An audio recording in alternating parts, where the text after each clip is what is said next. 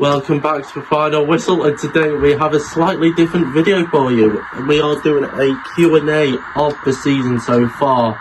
So Harry, take it away. So first of all, how has the season gone in your opinion, in terms of, was it the right decision to get rid of Adam Hinshelwood, and do you think Stuart Maynard's the right man to get us promoted? I think getting rid of Hinshelwood was probably best for the club, as there was some infighting. Apparently, from what I can gather, Adam Hinshelwood was talking to other clubs without York's permission, so that did break the relationship down. And if the rumours are true that he was talking bad about, I believe it was either Jeff King or Mo Fideras, their mum just died and he was not the nicest to him. So it did seem like he had lost the changing room, and you could see that away on his last game. The fans were not very fond of him then. So yes, I do believe for the future of the club it was the right decision for Hinshelwood to depart. And of course, bringing in Maynard, his way of football just suits us down to a T. We've got the plays for it, of course summer signings, which we will talk about later. That has helped us revolutionise us really to one of the best attacking teams in the National League, and of course one of the favourites to go up with the title this season, the other team of course being Rochdale. So, as you mentioned, do you think that summer signings for this season were good enough, like Alex Newby and Ben Brooks? Do you think they were good enough, or do you think we need more? I think they were good enough because, of course, we kept most of the players from last season. We just needed that depth to push us that little bit more because, of course, last season we had to go through the playoffs, and you could see with the 2-week break we had, of course, Alex Hunt and Harrison Vale forgetting how to pass a ball back to each other, giving Oldham the lead, which then went to 2-0, which then went to 3-0, which then ended up with Oldham fans on the pitch after scoring their second, and that viral photo of the kid and the security guard nearly getting into it. So yeah, I think especially Brooks and Newby, two of the better signings this season for us, as they have provided brilliant attacking options off the bench and starting. And now, talking about results, more specifically the losses, obviously we lost to Solihull, Scunthorpe and Boreham. Solihull at home with a 95th minute winner, and obviously Bournemouth just recently. What are your thoughts on them games? Do you think they were fair results, or should we have won? I think Solihull, 95th minute winner, I believe it was, we should have probably got a point out of that, but football is a strange game. Anything, as you know, can happen. Of course, Bournemouth 3-2, 24 games without a loss. It just was coming. Players you could see were getting fatigued. Of course, Josh Stones getting sent off, that didn't help, who now misses the game in 3 hours against the Spitfires of Eastleigh. That means Craig Hewitt will probably be starting. But honestly, we've only got like 3 losses this season at this stage. That's brilliant, and you can't fault the lads for trying really, but hey, as I said, football's a strange game, and you win some, you lose some. And now just talking about other losses as well, obviously the FA Trophy, we lost to Clitheroe 1-0, and they beat us on penalties. Again, was this a fair result? Was it really a disappointing game for you in the FA Trophy, or were you not really that bothered?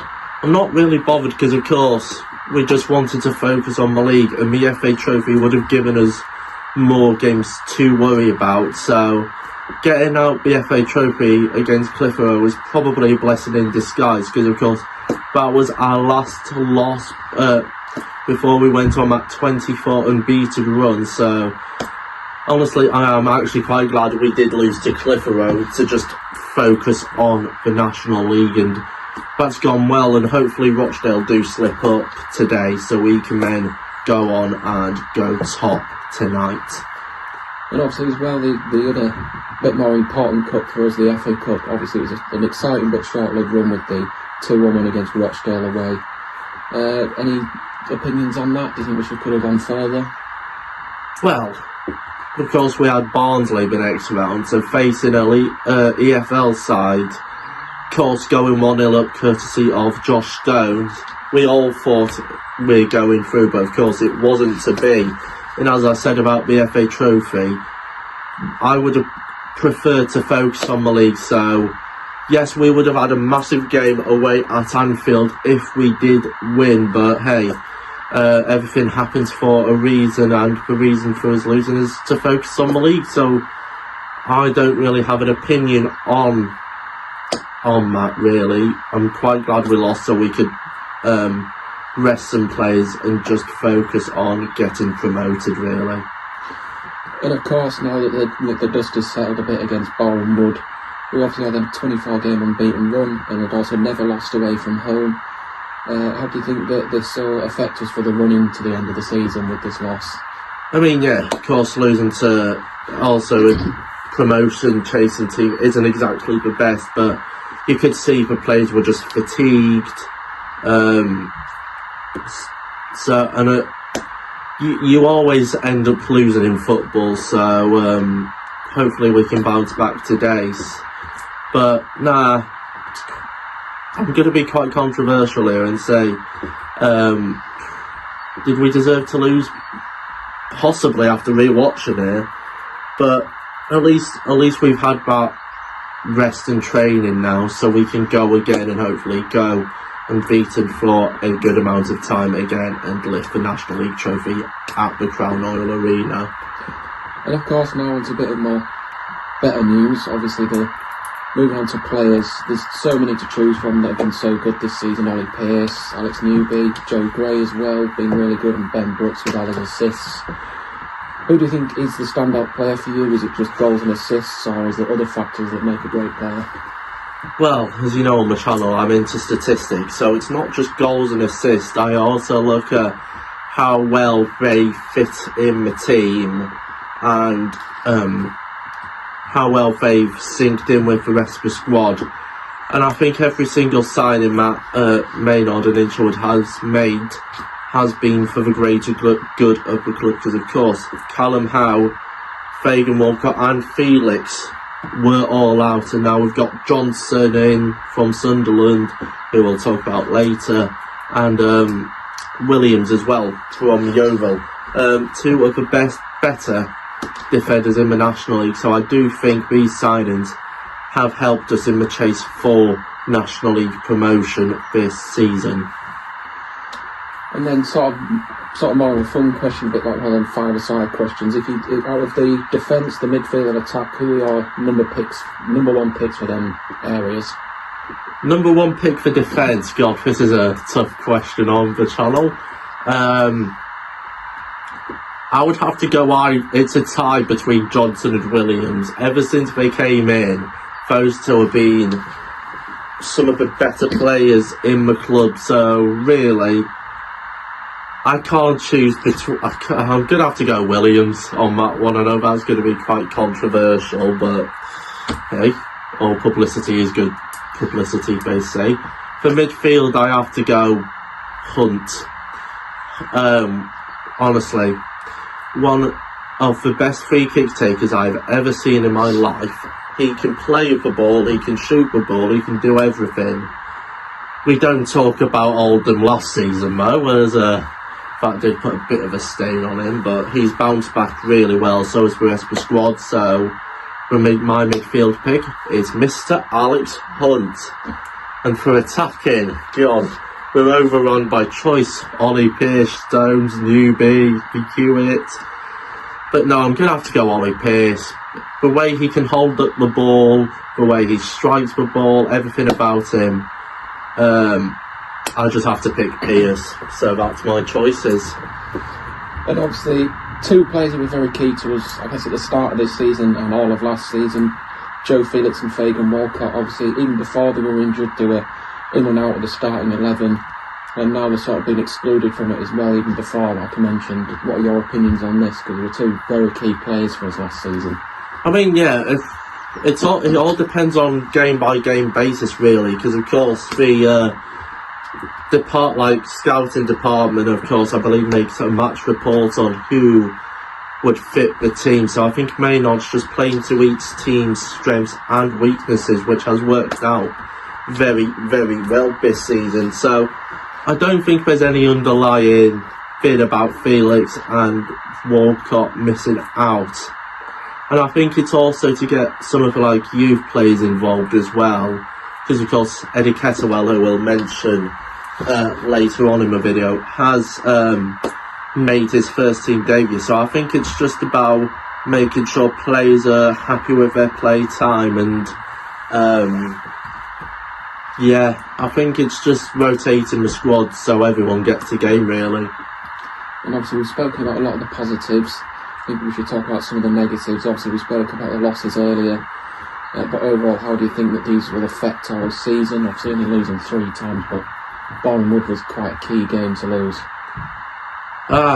Boreham Wood, of course. I don't think we bounced back really well, so I don't think it'll affect us this much. I think we just move on and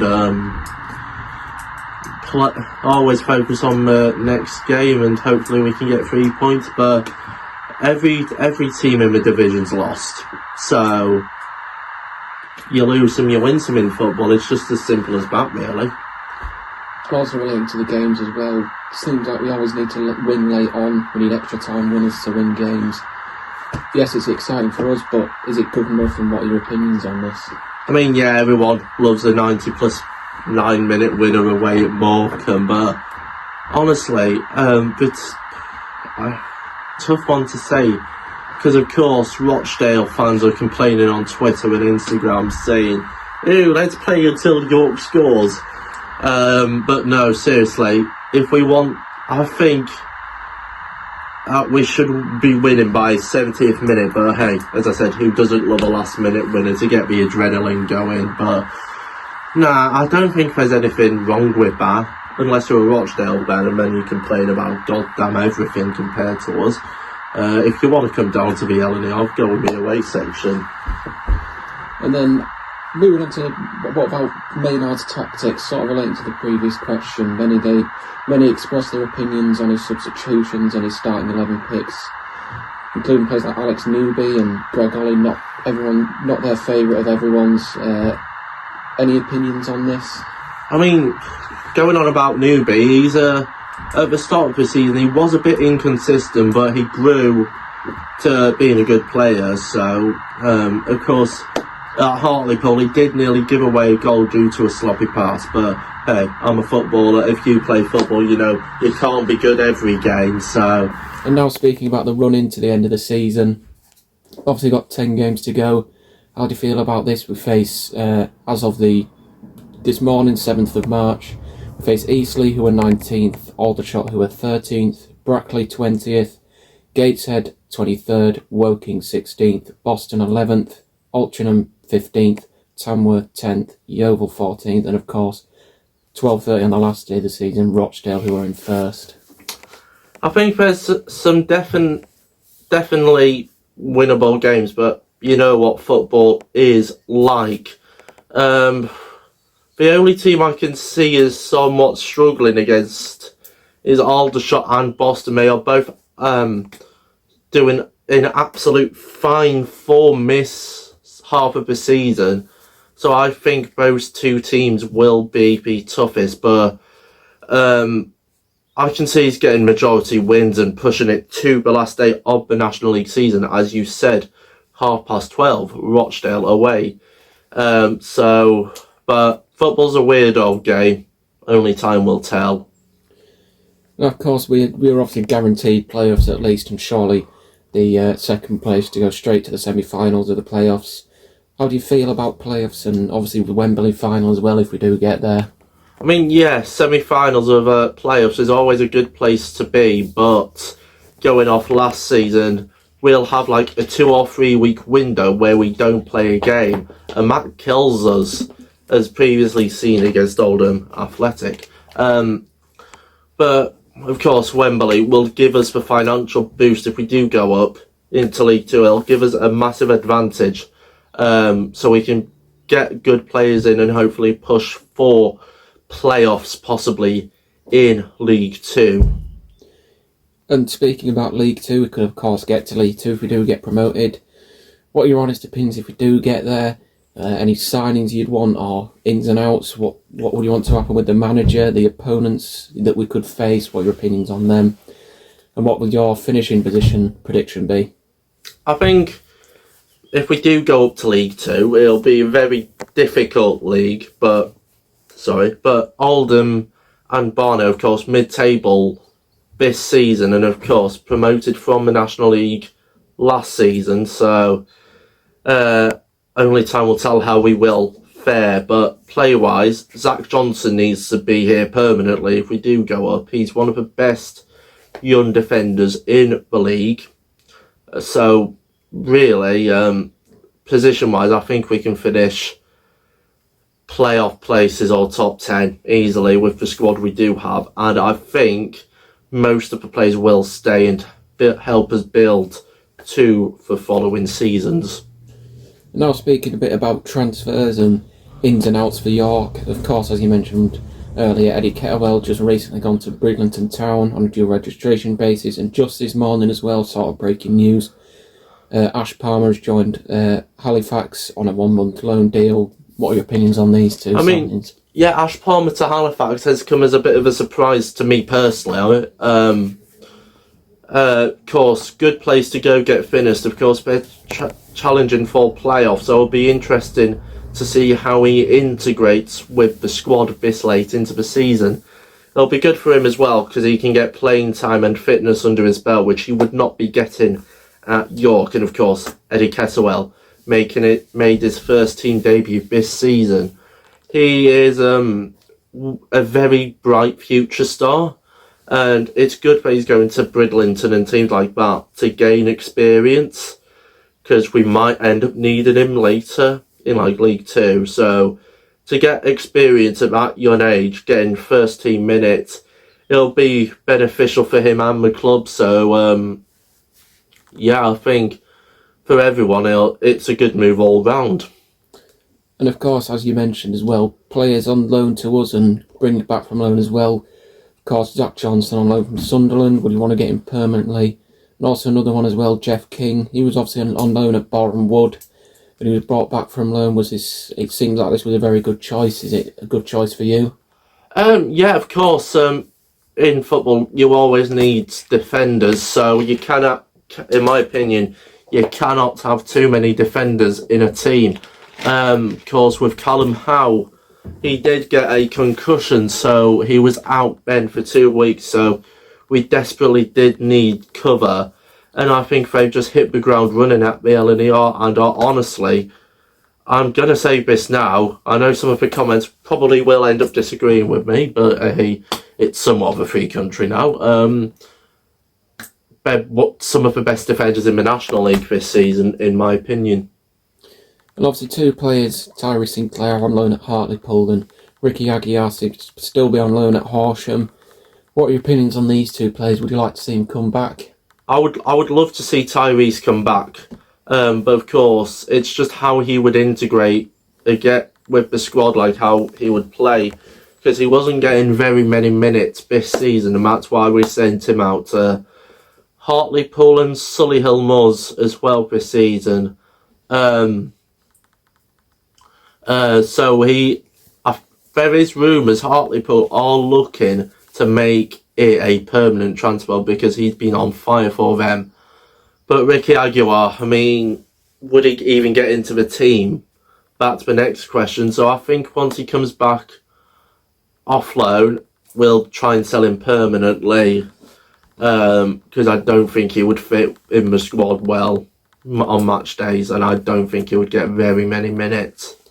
And of course, the big news and the big rumours of the last few weeks, Josh Stones, of course, wanted by many clubs. How do you feel about this? Let me just say this out now. He's not leaving. If he leaves, we riot. He's one of the best young strikers in the National League, and if he does leave, I wouldn't be very happy. But no, I think he wants to stay at York. So, I honestly do not think he will be leaving, especially if we do go up this season. Obviously, there'll be two completely different stories if we get promoted or if we don't get promoted. What are your opinions and expectations if we don't get promoted? Players leaving, the manager, how the fans will react, and the owners as well, and what the future of the club could be. For fans, I'll talk about the fans first, because fans make football clubs. I don't think we would be too happy, because of course this would be our second season in a row not going up in the playoffs. So if you believe in curses, you would sort of start to think that we were a tad bit cursed. Player-wise, I think some players like Pierce, potentially Stones, would look to leave the club to get higher into the pyramid of English football. I think Matt and Julian Ugler are here for the long run as owners, so I don't think we should have any issues whatsoever if we don't go up with them. And Stuart Maynard, I think same as the owners, I think they will be here for the long run. And obviously, if we do get promoted, hopefully, do you think it will work out differently? Will we retain a lot of players and have more money to bring some quality players through the doors and get some squad depth, or will we still be torn apart like all these big promotion teams? I think we would do quite well in League Two, because of course we got Stones, Boateng, who have played like quite high up in England and Scotland respectively. And if we do go up, I don't think anyone would leave. They definitely would look at the project Matt and Julian did send out at the start of their reign here, which has been for the greater part successful. But of course, only time will tell in football. So I can't really see into the future, so I can't say. But I think it will be quite successful. And then how about the key players like Ollie Pearce, Josh Stones, Alex Hunt, Fagan Walcott, Joe Felix, Alex Newby? Regardless of if we do or don't get promoted, do you think they could leave or stay? Stay. They love the fans. They want to be part of the club, so I don't see why they would want to leave. So I think we are safe with players not leaving. And I guess sort of some final questions. How do you think the season will end? Do you think we'll get playoffs, or will we get automatically promoted? And where do you think we'll finish in League Two if we do get promoted? I think we'll go with the title at Rochdale due to a late winner, which then will shut the Rochdale fans up, and then they'll start complaining about how the league gave us the title because they are so addicted with us. And where would we finish in League Two? I would say with its quality and depth of our squad, a playoff place. I generally think that's where we could finish. And then I guess final question: what are your predictions for today's game against Eastleigh? 4-0 to the Minster Main. Come on, York! Thank you very much for watching. If you like these kinds of videos, please consider liking and subscribing.